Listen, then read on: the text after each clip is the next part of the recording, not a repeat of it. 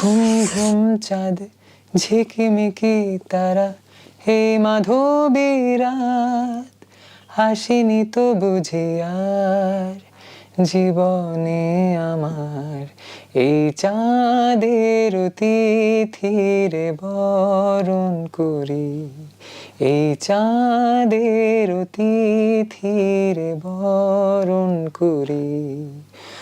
ওগো মায়া ভরা চাঁদার, ওগো মায়া বিনি রাত, ওগো মায়া ভরা চাঁদার, ওগো মায়া বিনি রাত।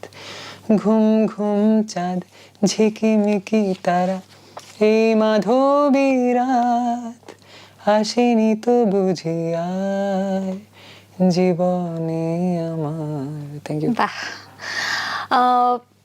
গ্রামাটিক্যালি গান তো শেখা হয়নি বা না। যেটা বলা হয় যে সাধনা করে করে এই জায়গাটা তো আসা হয়নি।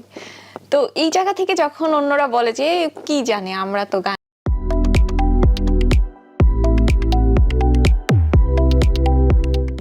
শিখে আসছি, ও তো গান শিখে আসেনি, এই বিষয়টাকে আপনি কিভাবে দেখেন? লাকিলি আমার সামনে বলে না এরকম। একবার এরকম বলছিল যে হ্যাঁ আমি 18 বছর ধরে গান শিখি, ওই যে ওই ঘটনাটার পরে।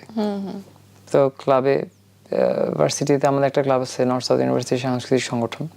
সো আমি ওই ক্লাবটার মডারেটর ছিলাম, আচ্ছা, মিউজিকের মডারেটর ছিলাম, যদি আমি মিউজিকে কিছু শিখিনি।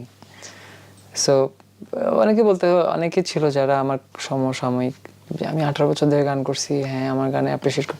এখন অ্যাপ্রিসিয়েশন গান আমার কাছে শুধুমাত্র অনুভূতি প্রকাশ করার একটা পথ, যেটা কিনা স্বাভাবিক কোনো কথায় বলা যায় না। ফর এক্সাম্পল, যদি আবার আমি আপনাকে এমনি রিডিং করে বললে আপনি বুঝবেন না, কিন্তু যখন সুরে বলবো আপনি বুঝতে পারবেন আমি আসলে কি বলতে চাচ্ছি। ইভেন দেয়ার আর সাম আর কি ইনসিডেন্টস যেখানে কিনা নেপালি কিছু লোক, পাকিস্তানি কিছু লোক, ইভেন ইংলিশ ভাষাভাষী কিছু লোক, তারা আমাকে আলাদা করে মেসেজ করছে যে আমি যদি আবার মিনিং যাই না, কিন্তু আমি বুঝতেছি কি বলতে চাচ্ছেন, কিন্তু আমি বলতে পারতেছি না, ক্যান প্লিজ ট্রান্সলেট। এরকম অনেকবার হয়েছে। For example fly Emirates, fly Dubai, এদের রিজিনাল হেডরা আমাকে আলাদা করে নক করছিল।